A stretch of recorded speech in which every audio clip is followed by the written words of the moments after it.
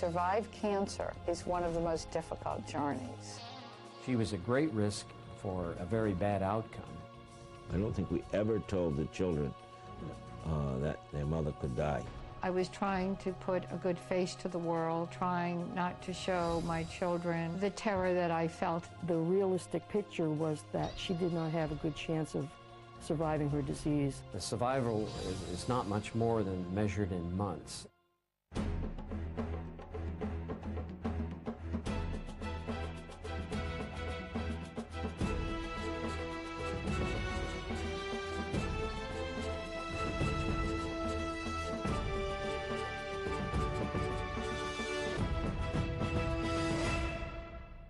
Growing up, I mean, I hope my mom doesn't get mad at me. My mom was not the best cook. I think one of the side benefits of the diet was my mom eventually became a better cook. It was cute. It was just like a lot of other people starting macrobiotics from scratch, not knowing what they're doing. I burnt the brown rice. I messed up a lot of dishes. And I remember my father trying to cook for us, which was interesting. He made hot dogs and beans and franks. That was his infamous dinner. The food tasted very bland and very blah, but I knew this, again, this is what I had to do. I can't imagine what it was like, you know, in '86 in Providence when no one's ever heard of the diet. There isn't an organic restaurant in the state. I remember watching them cook seaweed. Seaweed. Mom was eating seaweed. They just reacted very negatively. She also had she was supposed to have these beans. They were called natto beans. Natto beans? Natto sauce. Part of a cleansing. And it was just, they came in this little Tupperware, and it just had the most horrendous smell.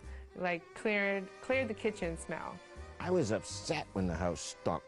The natto sauce doesn't smell like spaghetti sauce. You kind of like the smell of spaghetti sauce because your nose is trained to it, right? And I'm like, where's my pasta and my meatballs? Where's dinner, Mom? The way she chewed her food. When I was younger, she would chew her food 20 times before she swallowed. And by the time she's done taking one bite, I'm done. And I've left the table. I was a little brat. I mean, I was 12. I still ate like Cocoa Pebbles and gallon of milk, and like to me, like you could not stop me from eating my food. Michio Kushi said, you can't use electric stoves to cook your food. I did think it was a little crazy. If you put anything on an electric stove, it kills the cellular structure of what you're eating. A woman named Christine came in to help my mom cook a number of days a week, and her story is equally amazing. I mean, she was given 6 months to live with a softball-sized brain tumor.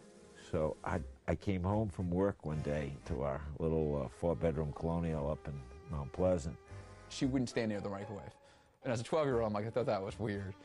I see my electric stove gone. And he just like, what is going on here? Despite her family's less than enthusiastic attitudes, Marlene's strength of character allowed her to persevere. She simply had to see if this diet could save her life. The macrobiotic lifestyle was challenging for Marlene, but Dr. Mark von Kauenberg coached her through the types of food that would starve the cancer cells and restore her health.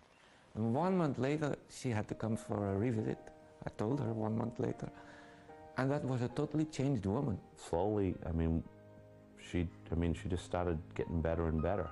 I looked at my blood, and I was absolutely amazed that my blood color went from almost dark brown post-surgery, and it turned bright red.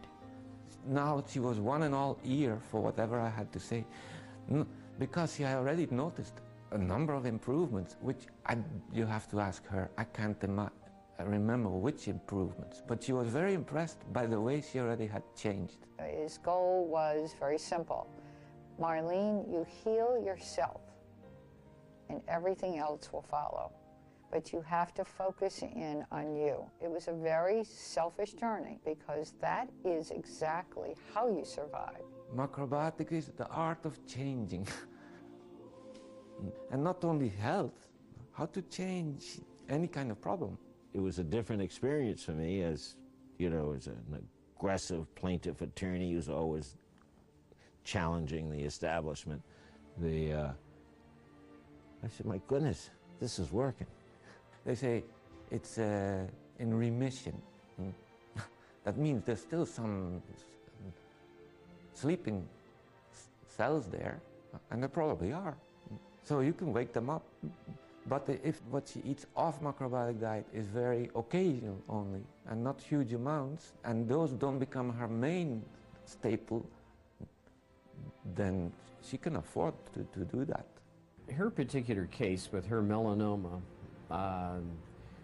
is so extraordinary that it's almost as if you have a critical event, such as a fire in a building or a flood coming into a city, and suddenly it stops without any measures taken to stop it. It just sort of goes away. I, as a surgeon trained in the traditional way, never thought of nutrition as such an active role in disease. I do think it's a miracle that she's where she is. What I can't tell you is how each part of the interventions that happened played a role in her recovery. That's one of those things that you can't quantify. You can't say it was 20% standard medicine, 20% prayer, 20% diet. You just can't put numbers on those things. Science can do a lot. I don't want to diminish science, but we shouldn't depend on science. We have to depend on ourselves. I think the fact that she's the type of person that she is, that she's very, very driven, that she wanted to be in control of things, and she was always very, very positive about it. I think that played a big role in why she's still alive today. You never feel totally out of the woods, so to speak.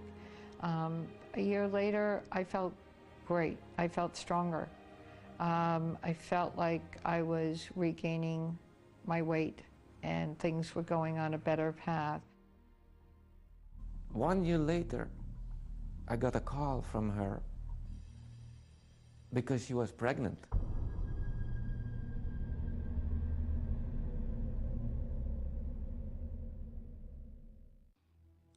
Marlene had been near death several times, but amazingly, her journey along the road to recovery was almost complete. Only now, there was another unexpected surprise. I remembered making a commitment, which I never shared with anybody, not even with my husband, that if God gave me back life, I would give him back life. I found out I was pregnant in January or February of 1988. This was not a planned pregnancy from my recollection. This was what we love to call a bonus baby. I didn't even know she was pregnant, to be honest with you. The conversation kind of caught me by surprise. I was told by 3 doctors not to go forward with the pregnancy. They told her, okay, you know, Marlene, if you have this child, you are going to have the cancer back. I remember, again, thinking about the cancer recurrence and the pregnancy and the effect it would have on me. But I also remembered people sharing with me, well, you are 42. You know, it didn't even occur to me that my mother was older having a child. And that could potentially mean that the child is not going to be born healthy. It wasn't a black and white picture. We didn't really know what was the best thing to tell her, but that I knew she would not want to give up the baby. I came to another impasse in my life. Do I listen to the medical establishment, or do I go forward with keeping my promise to God and what I believe is the right thing to do?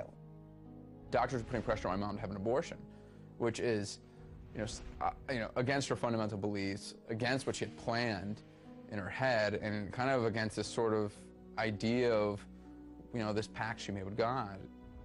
Some doctor had encouraged her to get abortion because he said that would endanger her health, and that might be, I had never heard of that, but he said that might give a flare-up of her condition. So I encouraged her not to do that, to continue. I went to a retreat house that is owned by the Sisters of Mercy in Rhode Island, and I prayed that weekend alone. So she prayed, She prayed. She thought about it. At the end of my stay, I shared with one of the nuns there, Sister Kathleen. I shared with her what I was going through. And she listened to the story. She said, you know, I believe you're going to be okay, and I will pray for you every single day that you are pregnant. It was just so touching. I came home. I announced to my family and my husband that I was going to go on with the pregnancy, and of course, my husband was ecstatic. She said she's had other challenges in her life. She's going to have that baby. But it had to be my decision. It had to be something that I wanted to do. As if going through a pregnancy at 42 after having beaten cancer was not enough of a challenge, Marlene decided to rekindle her political career. She decides that she's going to run for treasurer of the state of Rhode Island in a Democratic primary.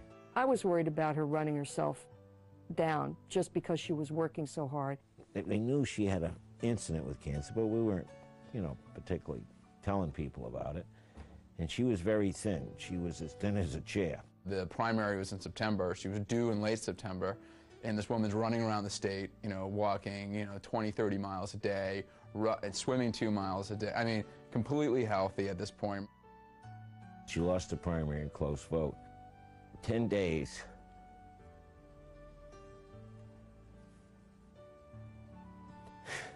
10 days after the primary, she had a baby.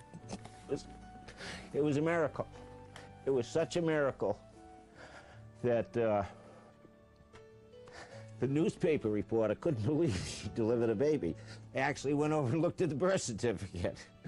And my sister and I were super excited. And we only had two things that were mine. I want a boy, she wants a girl. I was like, finally, I can get a little sister. Didn't quite work out that way. Yeah, people do call me the miracle kid. It can get a little annoying. I mean, my mom probably thinks of it as more of a big deal than I do. Joseph was awesome. We call Joe the miracle baby. He hates that. Now we just call him a pain in the ass. Basically, my mom's an inspiration. What she did, even though the doctor said don't have a kid, she took that 50-50 chance, and not too many people do that. All the doctors were telling her, you just can't do these things. You can't go out campaigning across the state of Rhode Island, knocking on doors, giving a speech, and then expect to deliver a baby. She kind of did one of these, and she just went and did her own thing. My mom and I, we had so much in common, so we're sort of raising kids together. I'm raising my family, she's raising Joseph. It's all about difficult choices like that. It is not easy to make those choices, and I empathize with anybody who does. But for macrobiotics, but for spirit, but for Marlene's determination, he wouldn't be here today. He's graduating from high school. He looks great. There was just another incident in her story that just proved them wrong. Just said, hey, their paradigm of what's going to happen was just plain wrong. Basically what those of us who've had cancer and recurrences, we always go back and we say we're a survivor from a certain date because you go back to the last occurrence. So I would say it's been 20 years this year, a very wonderful year for me because I'm celebrating my 60th birthday also at the same time that I'm celebrating 20 years from cancer. Marlene's remarkable story had inspired people from across the state and all over the country. Her influence reached all the way to the White House.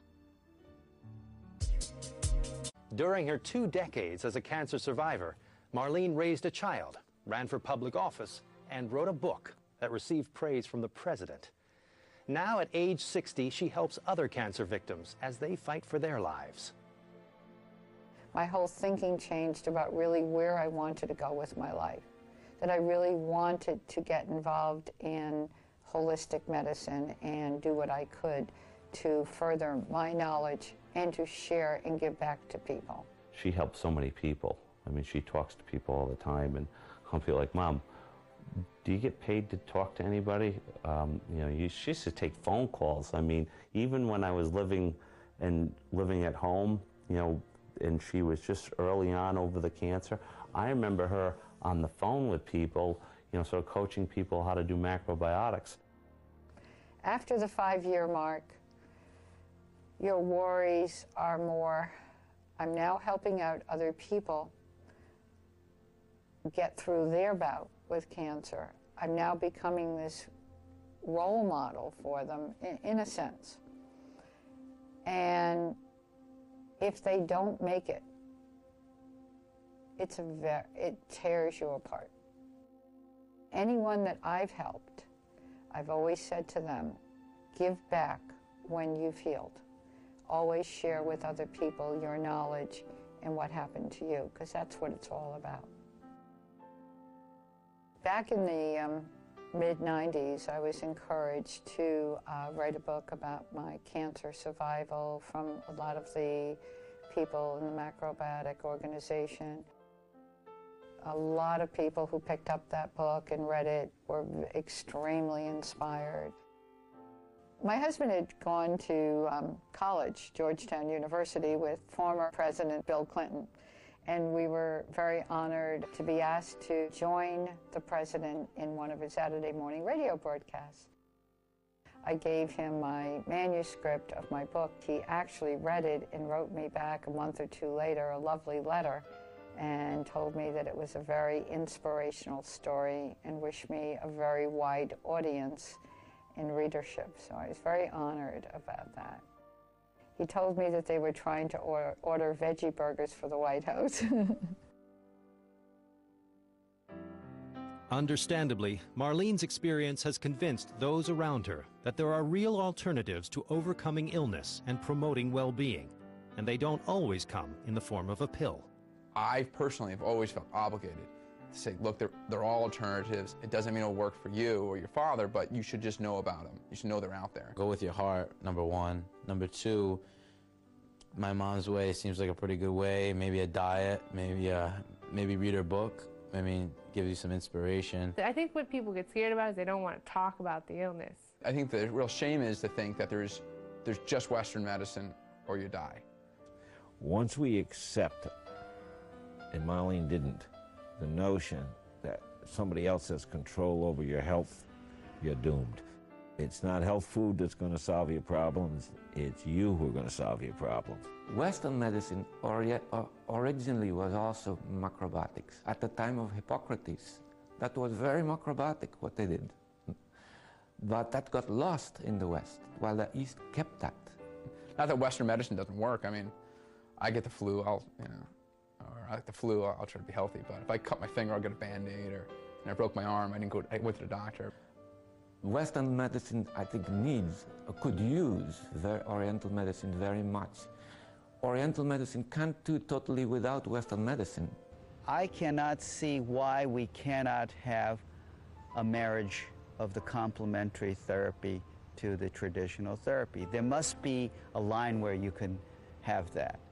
People are starting to understand that they themselves have the power within them and the availability of knowledge to cure themselves.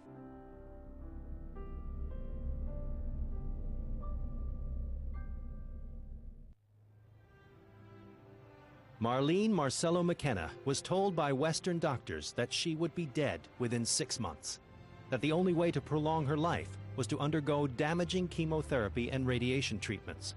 Now, 20 years later, with the help of nature's best, Marlene stands as a testament to unconventional thinking. What was it? Was it the diet? Was it religion? Was it faith? Was it her, her just absolute belief that this was going to work for her, which I know she did not have. I believe that Kevin and obviously my brother Al always had faith and hope that I wasn't going to die. And perhaps that faith and hope helped give me the inner strength to go forward. First thing you have to do is ask yourself who you are. You don't have to know everything in order to cure yourself. You have to know yourself first. As I learned more about the healing powers of various foods, I actually started becoming an advocate within 6 months' time. Incurable is a definition created by the scientific approach to medicine. And that doesn't define our life. It's the philosophy behind the diet as much as the diet itself, and I think that's what people have to understand. Even though doctors and science may say otherwise, like she's living proof that this, this type of outlook and way of life can work. She is a living testimony of all these people who believe in these modalities of treatment and who believe food is the best medicine, and I think we need to understand that better. You just don't sit there and have miso soup and brown rice and sea vegetables and beans and get better. You have to adopt the whole philosophy of healing and have it a part of your life. It's hard to doubt those things when it's right in your face, when the cell phone says Mom's calling, and she wouldn't be calling otherwise. I know, regardless of how people feel now, of where their paradigm is, that if they treat their bodies and prevent things from happening, they can live a long, healthy life. If Marlene didn't save her own life, if Marlene didn't meditate, she didn't say she's going to take control of saving herself, there'd be no Joseph. So she not only saved one life, she saved two. You can listen to me, listen to your doctors, but it's what you in your heart feel is the right path for yourself.